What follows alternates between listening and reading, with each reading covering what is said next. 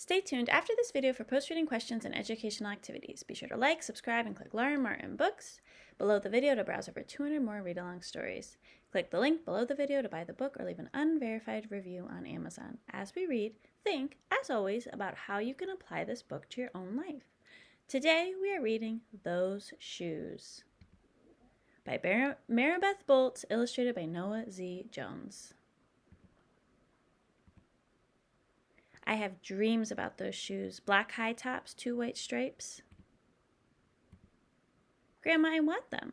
There's no room for want around here, just need, Grandma says, and what you need are new boots for winter.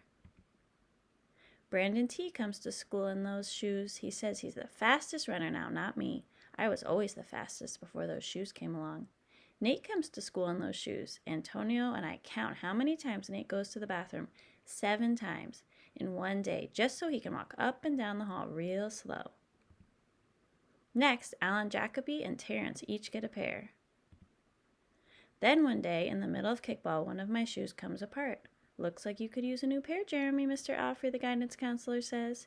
He brings out a box of shoes and other stuff he has for kids who need things. He helps me find the only shoes that are my size, Velcro, like the ones my little cousin Marshall wears. They have an animal on them from a cartoon I don't think any kid ever watched.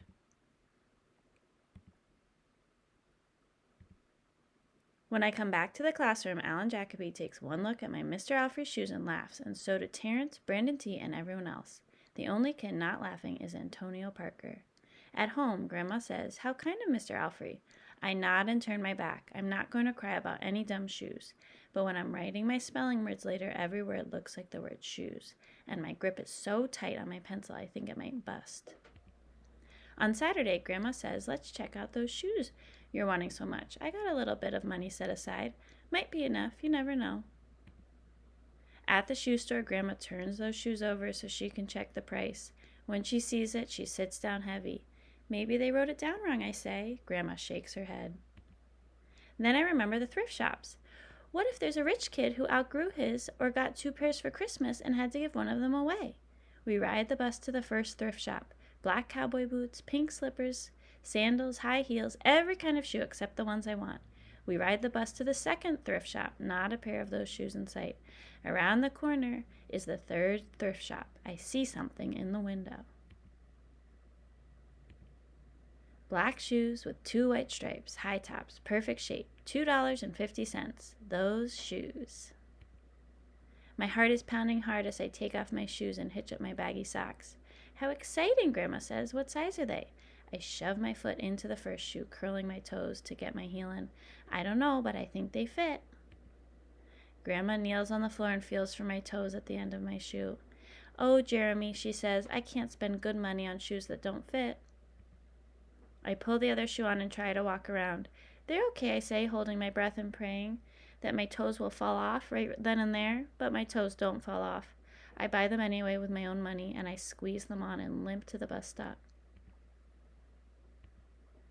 At home, a few days later, Grandma puts a new pair of snow boots in my closet and doesn't say a word about my 2 big feet shuffling around in my 2 small shoes. "Sometimes shoes stretch," I say. Grandma gives me a hug. I check every day, but those shoes don't stretch. I have to wear my Mr. Alfrey's to school instead. One day during math, I glance at Antonio's shoes. One of them is taped up, and his feet look smaller than mine. After school, I head to the park to think. Antonio is there, the only kid who didn't laugh at my Mr. Alfrey shoes. We shoot baskets. A loose piece of tape on Antonio's shoe smacks the concrete every time he jumps. I think I'm not going to do it. We leap off the swings. I'm not going to do it. We race from one end of the playground to the other. I'm not going to do it, I say. "Do what?" Antonio says, breathing hard. Grandma calls me for supper and invites Antonio over too. After supper, he spies my shoes. "How come you don't wear them?" Antonio asks. I shrug. My hands are sweaty. I can feel him wishing those shoes were his. That night, I am awake for a long time thinking about Antonio. When morning comes, I try on my shoes one last time. Before I can change my mind, the shoes are in my coat. Snow is beginning to fall as I run across the street to Antonio's apartment. I put the shoes in front of his door, push the doorbell, and run. At school, Antonio is smiling big in his brand new shoes. I feel happy when I look at his face and mad when I look at my Mr. Alfrey shoes. But later, when it's time for recess, something happens. Everywhere there is snow. Leave your shoes in the hall and change into your boots, the teacher announces. Leave your shoes in the hall. It's then I remember what I have in my backpack. New boots. New black boots that no kid has ever worn before. Standing in line to go to recess, Antonio leans forward and says, "Thanks."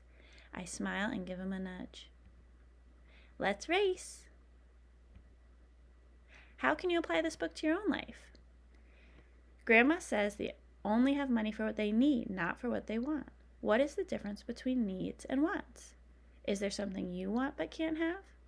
Why do you think it feels so bad when someone else has what we want? What could other students have done instead of laughing at Jeremy's shoes? What do you think the author wants you to learn from Jeremy and Antonio? What does Jeremy say he is not going to do but ends up doing near the end of the book? How do Jeremy and Antonio show kindness to each other? Use paper and drawing materials or the notepad on your phone or device to draw or write about how you can apply this book to your life. Sort a list of wants versus needs. Draw or write one way you can be kind to someone every day. Remember that material things don't matter. Having the newest clothes or toys doesn't make you better than someone else. Being kind and generous and treating others the way you would want to be treated instead of teasing or bullying does make you the best version of yourself. Remember that even the worst moments in your life will one day become a distant, blurry memory you can learn and grow from. When you feel bad or someone else tries to make you feel bad, picture yourself 1, 5, 10, 20, or even 40 years from now, living the life of your dreams. Set goals and take daily action steps to achieve those goals to become the best version of yourself. For more ideas and free resources, browse my blog at laurenmartinbooks.com. Please like, subscribe. Set goals and take daily action steps to achieve those goals to become the best version of yourself. For more ideas and free resources, browse my blog at laurenmartinbooks.com. Please like, subscribe, share, and click Lauren Martin Books below the video to enjoy more read-along stories. You can also review this book on Amazon even if you don't buy it, and it will simply show up without the verified purchase stamp. Click the Amazon link below the video to buy the book or support the author by leaving an unverified review. Thank you for reading with me.